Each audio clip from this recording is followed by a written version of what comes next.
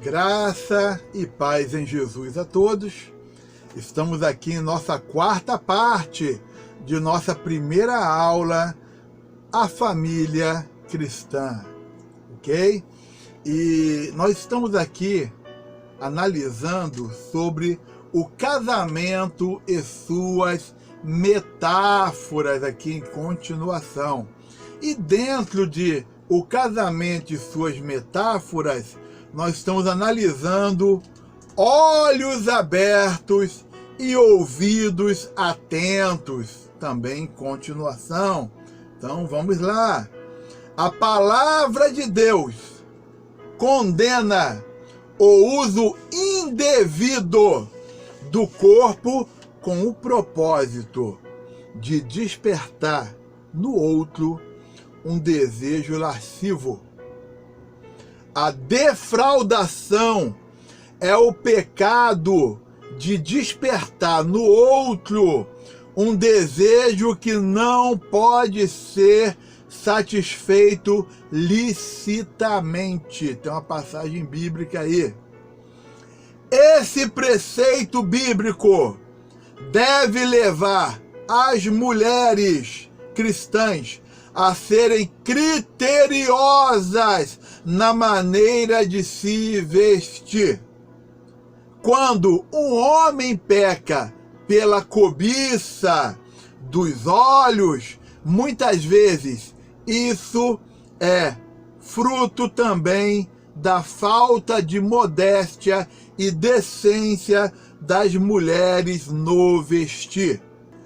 Davi pecou, o rei Davi, ele pecou ao cometer o adultério com Batseba.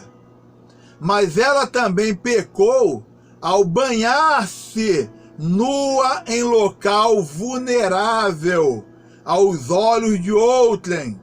Davi caiu, mas ela pôs o laço que o derrubou.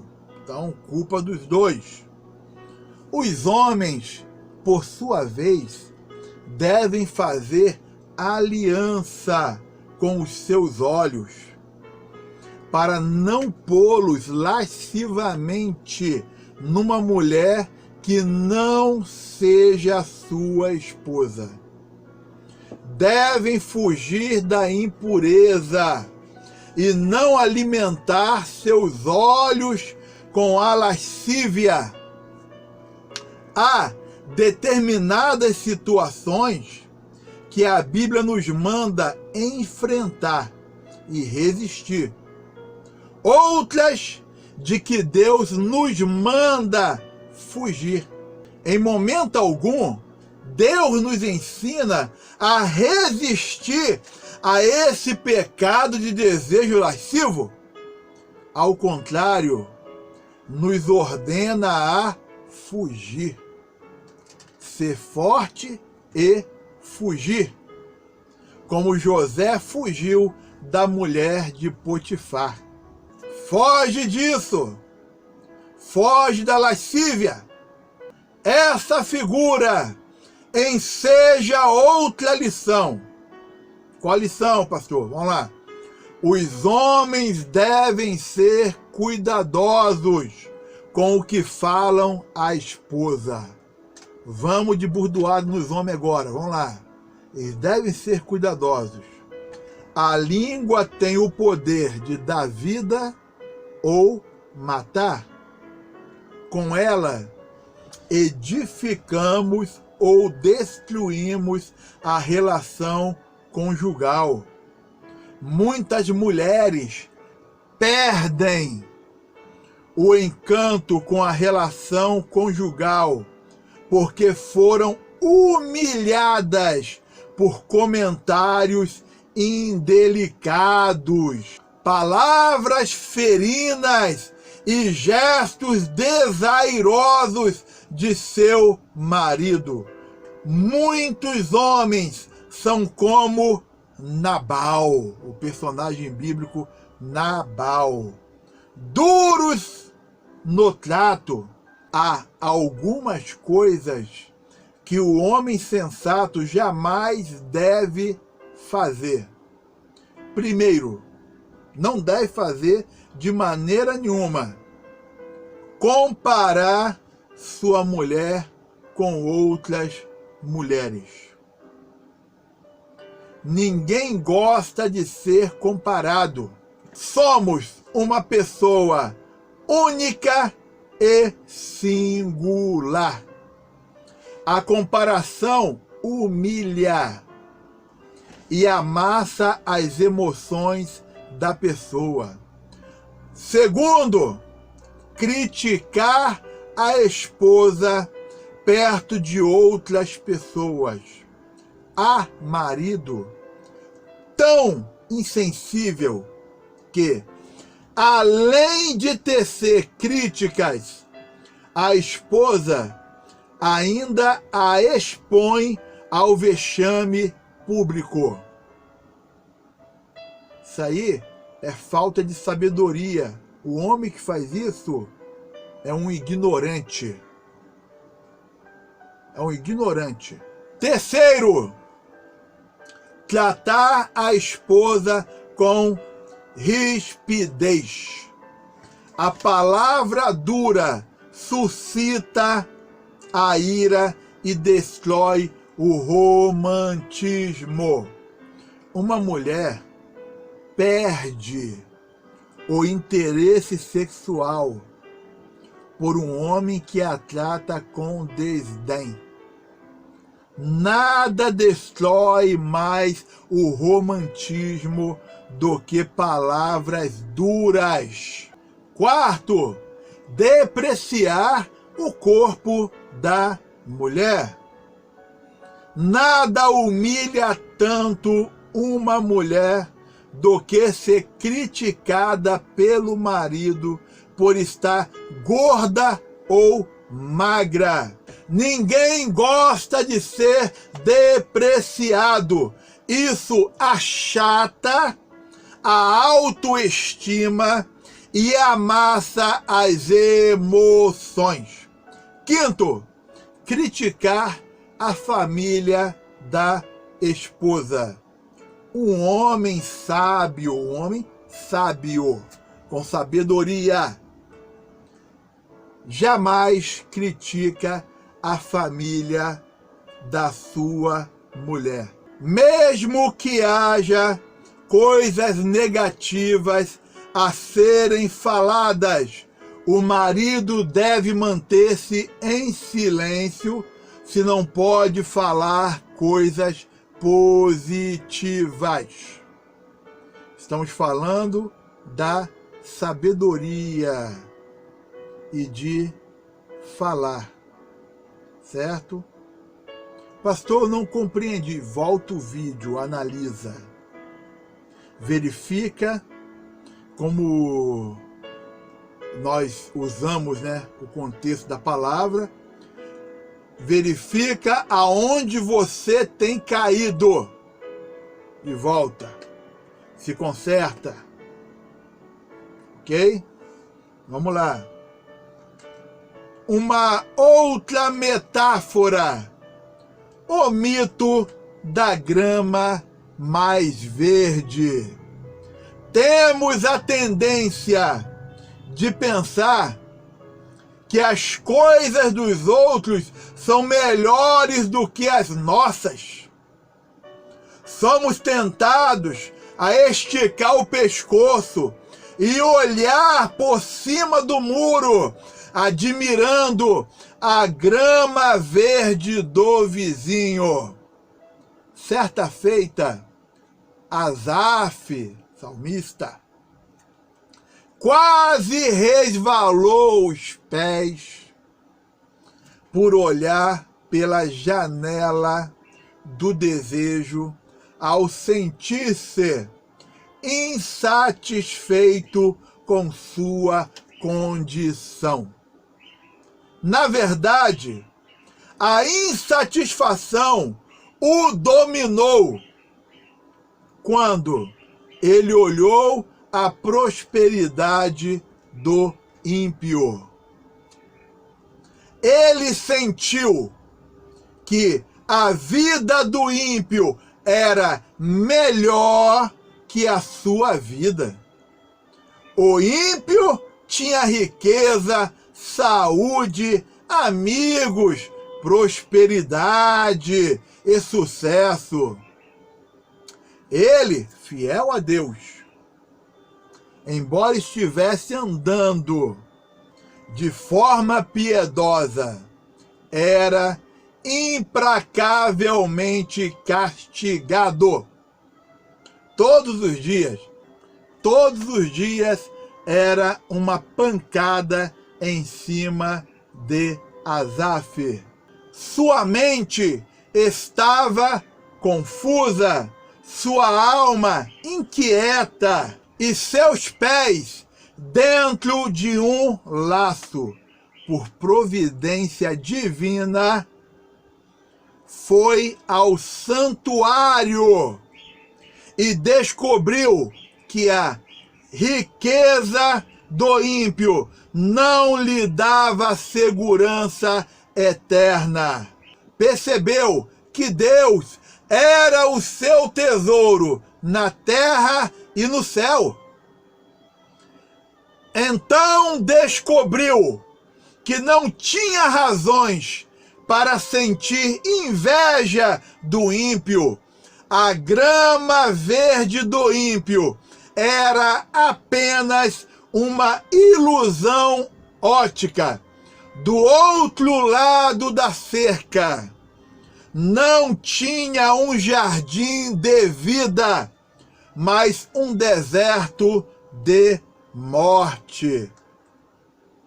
A visão de Asaf estava levando ele para um caminho de enxergar a tortuosidade como algo bom, mas era ruim. Esse fenômeno se repete na família.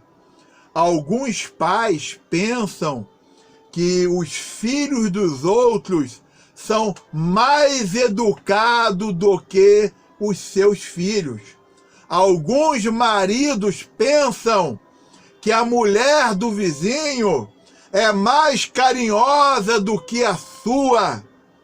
Algumas esposas pensam que o marido da amiga é mais atencioso do que o seu.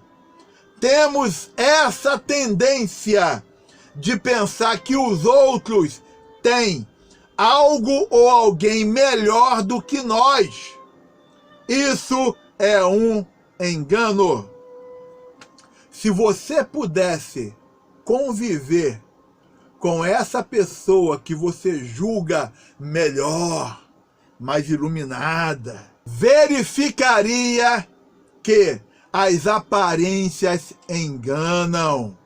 As estatísticas provam que 70% das pessoas que se divorciam e casam de novo, 10 anos depois, descobrem que o segundo casamento foi pior do que o primeiro. Isso aí é uma questão de estatística. Um dos erros mais comuns que ocorre nos casamentos abalados pela falta de carinho é a tentativa desesperada de segurar o cônjuge que está escapando. Para alcançar esse intento, muitas pessoas se humilham, choram, desesperam-se e chegam a pedir ao cônjuge que não vá embora. Essa atitude é infantil e infrutífera. Ela só afugenta ainda mais o cônjuge que está se afastando da relação. Essa atitude desperta piedade e não amor.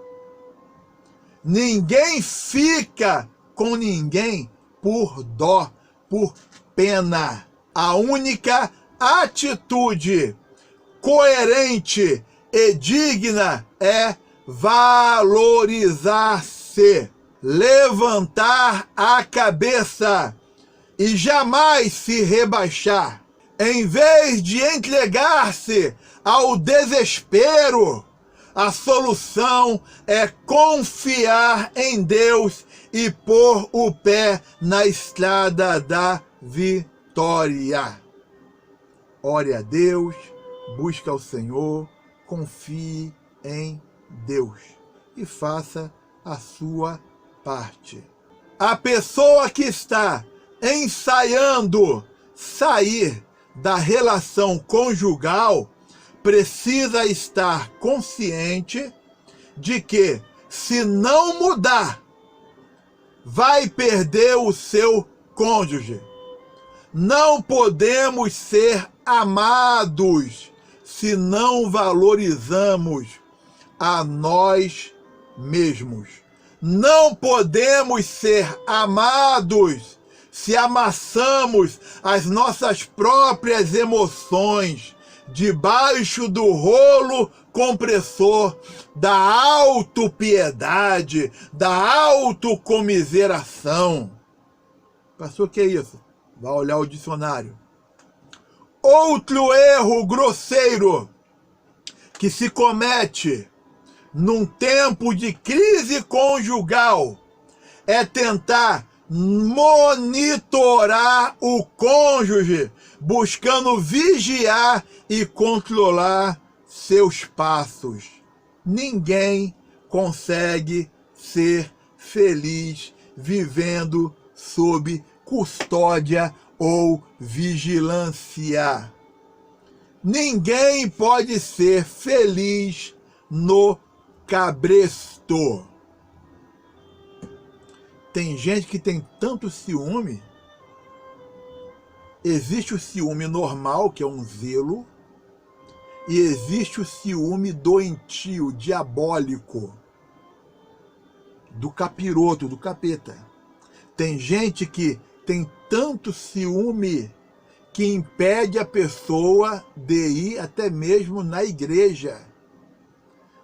Não deixa essa pessoa em paz.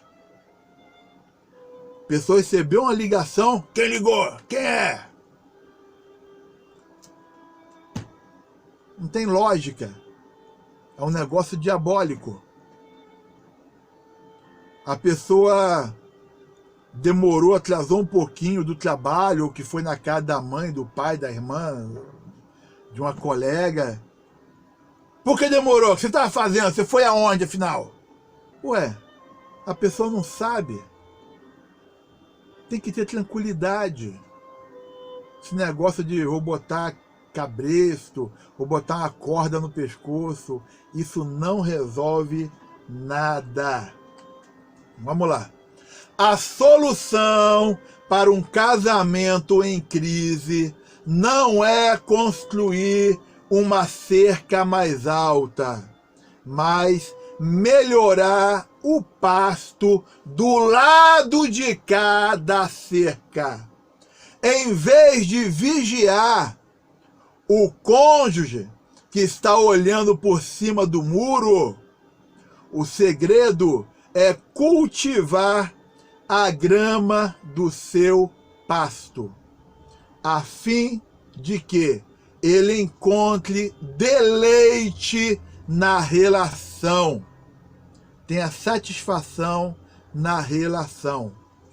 Há um ditado popular que diz que pegamos mais moscas com uma gota de mel do que com um barril de fel. Elogios funcionam melhor do que críticas. A palavra boa é como medicina. Ela produz vida. Há muitos casamentos que poderiam ser restaurados se a marcação cerrada fosse substituída pela prodigalidade do amor, a volta do amor.